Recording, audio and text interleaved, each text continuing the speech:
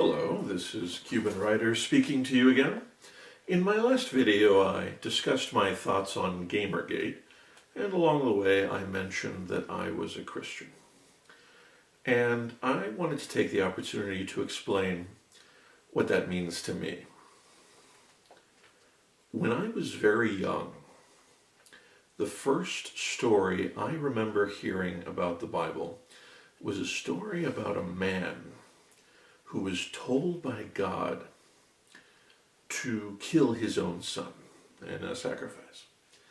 And I told the person who told me that story, I said, "It was a test, wasn't it?" And they said, "Yes, it was a test." And I said, "God wanted to know whether this guy would kill his own son." And they said, "Yes, that's exactly what God wanted to know." And I said, "But he didn't do it, did he?" And they said, No, he did it. That was the point of the test. Or he was going to do it until angels intervened. And I thought, that can't have been the point of the test. Well, a lot of time has passed between then and now, and my incredulity about certain parts of the Bible continue to exist. And this is because I differ from some Christians on a fundamental point. I think your morality should inform your religious practices. I don't think your religious practices should inform your morality. And by that I mean you should decide through deep thinking what is good and right and what is bad and wrong. And if something appears in a religious text that says to do something wrong, you should probably ignore it, unless you can think of a good reason not to.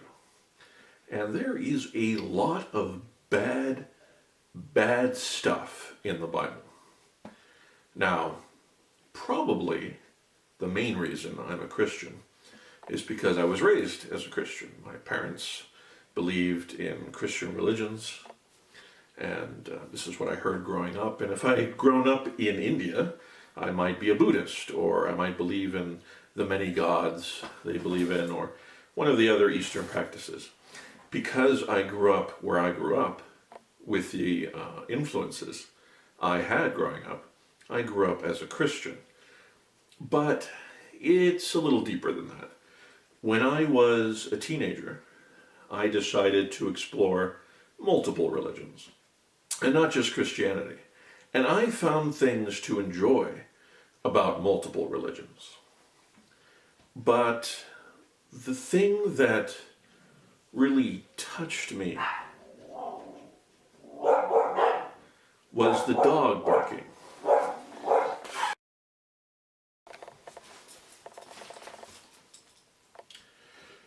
The dogs were barking because this invitation to a church was being placed on my front door, which is ironic due to the subject matter which I'm discussing here. Anyway, what I realized about Christianity that really appealed to me is that one of the central figures, Jesus Christ, was a heretic. There was a religious law in place in his community, and this law said that someone had to be murdered, and he stood up and said, "I'm not going to do that, and I don't think you should do that either." And to me, that is the most profound statement on religion in general that exists. You should think about what you're doing.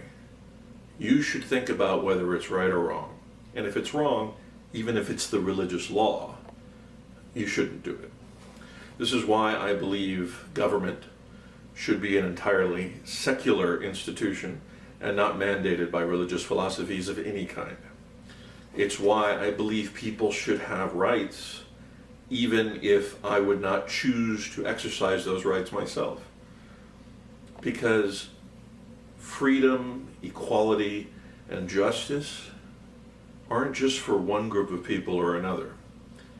So while I am a Christian, I am no more the militant, extreme, tell you what to do Christian than I am the militant, extreme, tell you what to do feminist. I believe there is right and wrong in the world. This is, of course, subjective.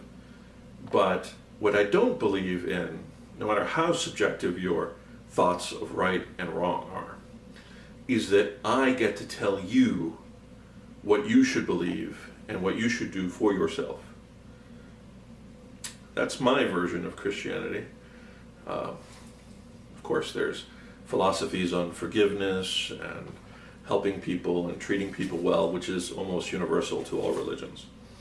But what I don't buy into is that certain people need to be judged or persecuted, and certainly not killed just because they're different from you or have done something you may not approve of.